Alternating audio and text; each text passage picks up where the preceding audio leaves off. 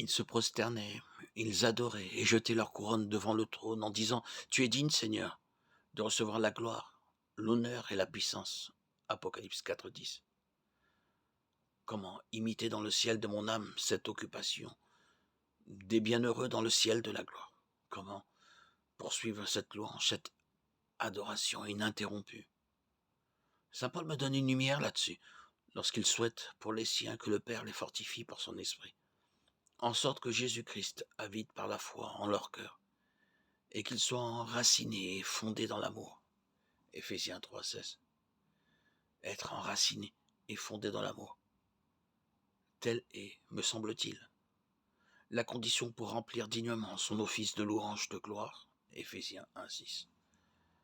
L'âme qui pénètre et demeure en ces profondeurs de Dieu, qui fait par conséquent tout en lui, avec lui, par lui et pour lui. Cette âme s'enracine plus profondément en celui qu'elle aime, pour chacun de ses mouvements, de ses aspirations, comme par chacun de ses actes, quelque ordinaire qu'elle soit. Tout en elle rend hommage au Dieu 3 fois saint.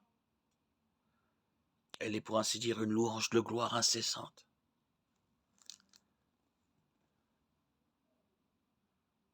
Fais, Seigneur, que je puisse te servir avec ardeur, en recevant toute la force que la prière m'offre. Donne-moi, Seigneur, d'être et de rester ton serviteur fidèle, avisé. Éclaire-moi sur chacun de mes pas.